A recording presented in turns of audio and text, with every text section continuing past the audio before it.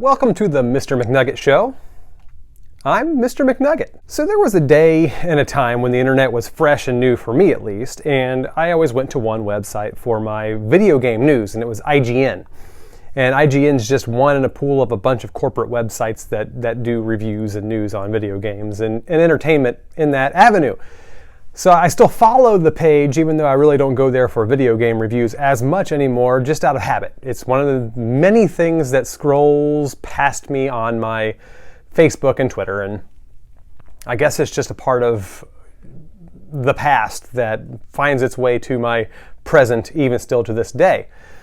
But an article passed my eyes from IGN the other day, and I was very intrigued by it, and I clicked the link, and I read the article.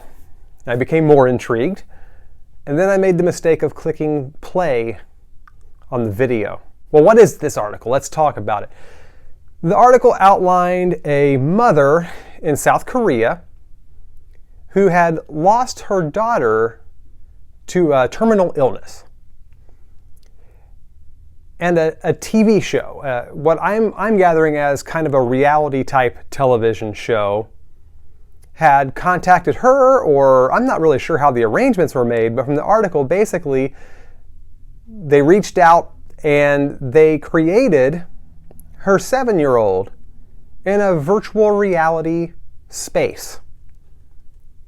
And she was able to visit with her deceased daughter in this virtual reality space.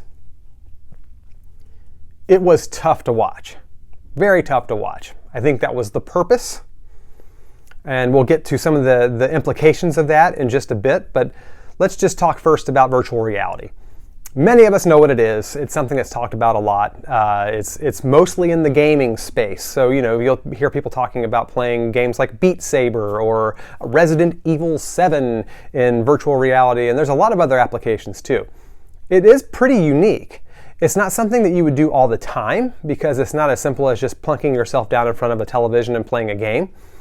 But the experience of it is unique, and it's something that I could see being very popular to come back to from time to time, but on a sales level, probably not selling like gangbusters because of all the extra stuff that you need. You need the goggles first off, and there's multiple different ones. Oculus, PlayStation has one of their own, fits over your eyes. And then you need something to interact with your hands. You can use a controller with the PlayStation one. They have wands for some of them as well, so each hand can work independently. But in this case, with this mother, they had her with the goggles, and the speakers were built into the goggles. But then they also had her wearing what they called haptic gloves. Now, I don't know if you guys recognize from your cell phones nowadays, or if you have a smartwatch. I'll use the Apple Watch as an example. Haptic feedback is something that is a little bit different than just the normal vibration feature that's in phones and video game controllers. Haptic feedback can do more subtle touches to your body, such as your wrist. It can do tap tap, let you know like there's a message there, or a Facebook notification comes through, and it can do different types of notifications and different types of haptic touches on your arm. But she had these gloves on, and apparently they had haptic feedback in the fingers and the thumbs, and she was able to interact with the virtual representation of her daughter with those gloves. I don't know how that would work. I really don't. I don't understand how you could get subtle touches in that. I mean, I've never tried to be in a virtual space and feeling like a touch of somebody on my hand with haptic feedback. It seems like it would be artificial. And maybe it was. Let's talk about what happened in the VR simulation, though, before I go too far with the nitty-gritty of haptic feedback. This girl was able to play with her mom, and her mom was able to play with her daughter in this virtual reality space, and they had two scenes set up. They had a picnic, and then they had a birthday party. And of course, when mom first got in these goggles, it was an emotional, it was intensely emotional, we'll put it that way. The first thing that she tried to do, of course, as any parent would, was to hug the child, and she even looked like she was going to try to pick the child up. She was heartbreakingly trying to run her fingers through the child's hair. And it was really tough to watch. And, you know, the reason why I talked about the gloves themselves was I don't know how that just could not have represented holding your child or touching your child in a loving way at all. But it just blew my mind watching her try desperately to, you know, wrap her arms around her child. They went through the picnic after the long embrace or attempted embrace at the beginning of the video, and then they went to a picnic and the child ate, you know, her foods that she liked, and the voice was simulated to be just like the child's actual voice. And then there was the birthday portion of it, and in the end was the child going to her bed and going to sleep, and her specifically requesting that her mom stay with her until she fell asleep. And then once she fell asleep, the child turned into a white butterfly and floated or fluttered away. It was really something to behold. And I like I said, I still don't know how to feel about this. I wanted to kind of touch on the ethical implications of this, because on one hand, I feel like it was exploitative that it was on a television show, but on the flip side of that coin, the mother knew this, was even quoted apparently as saying that she wanted to do it to reach out and let other parents know that, you know, they're not alone in grieving for a loss of a child. So it wasn't against her will. I don't mean it in that way at all. But the whole idea of it being for the sake of television made it seem really kind of icky to me.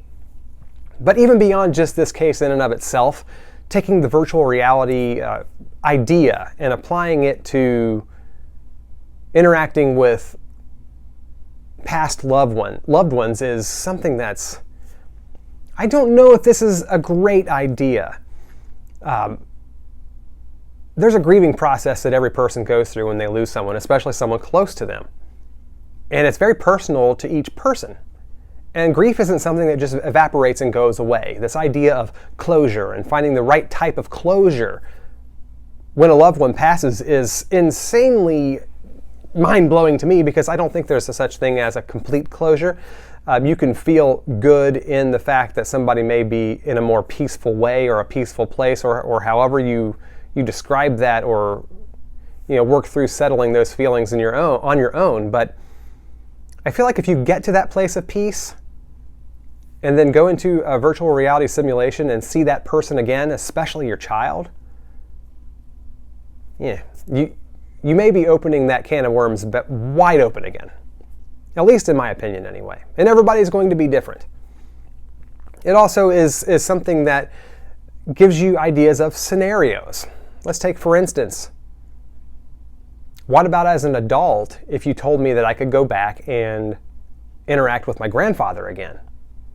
Boy, wouldn't it be intriguing to have the opportunity to put on the goggles and sit next to your grandpa and watch a Reds game on television like you were 5 or 6 years old again. Take me back to 1989, sitting in his chair, watching the Cincinnati Reds. That would be so hard to turn down.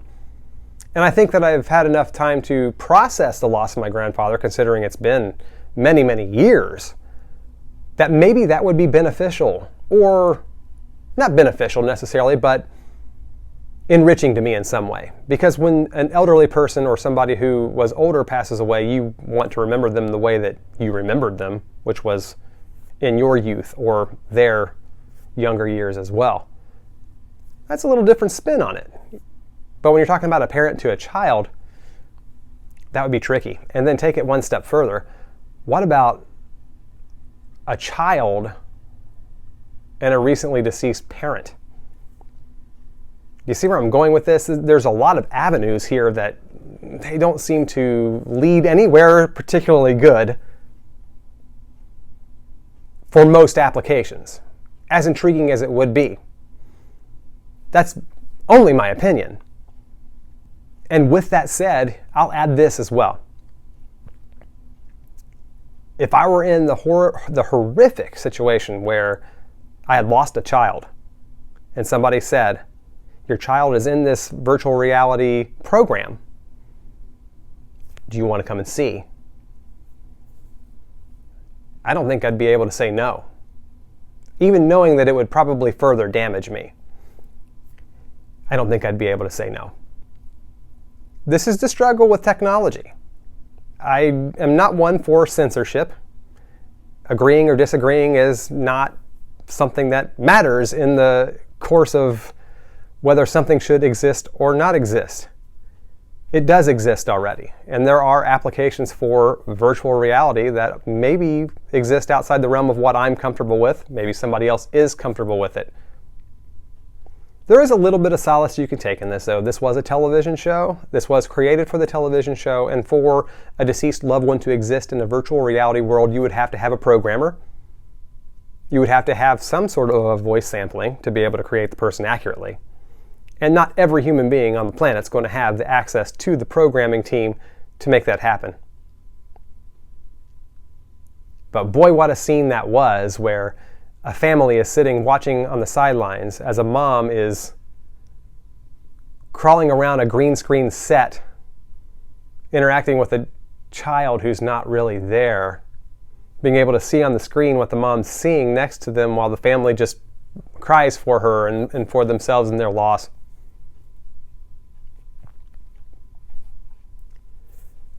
May not be what I would consider the perfect application of VR. But it's almost like Pandora's box has been opened in this regard. Just because we can do it probably doesn't mean it's the ethical thing to do. But like all things that I present to you or hope to present to you on this channel, I am welcoming your thoughts, your concerns, your comments. Give me your take on this topic, because it is an incredibly intriguing topic, even though I don't particularly agree with the way that it's being handled in this case.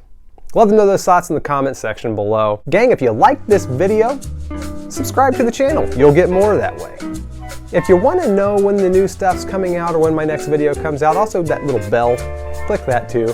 If you watch YouTube at all, you've heard 40 people say it 40 different ways, 40 different times. So do that. And hope to see you again real soon right here on The Mr. McNugget Show.